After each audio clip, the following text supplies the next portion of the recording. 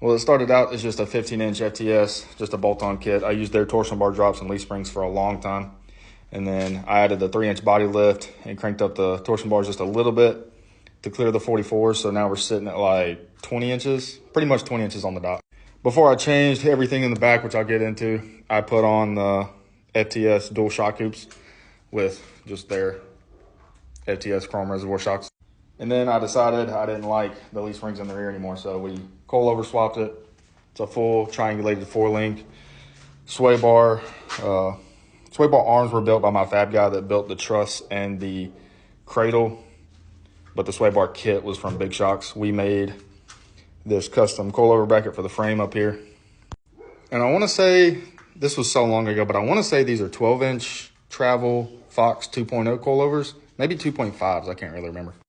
And shout out to Backyard Fab because he really nailed the rear truss, gave me exactly what I wanted.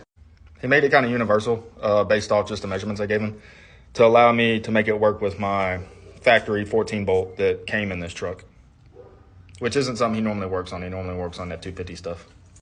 But where he really went crazy is with this cradle. So in the rear, it's set up exactly like any other cradle he's ever built. It's set up for this triangulated 4-link. In the front is where it really ties everything in together, which is what I love about it. We made these new kicker bars up here to brace everything in the front. The FTS came with kicker bars that bolted down there and went up to the frame.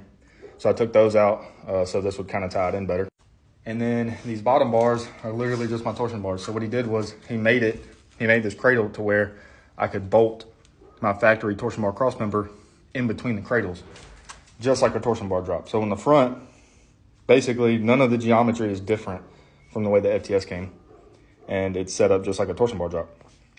I'm definitely not the first to put a cradle on an IFS truck. I think I'm one of the biggest. But most of the cradles I've seen on IFS trucks, they only use the front of the cradle for a kicker bar.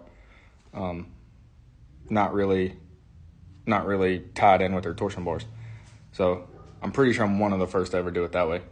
I just like how it ties the whole lift in together. Makes it look like one whole, complete lift, not two separate lifts on the truck to make it big.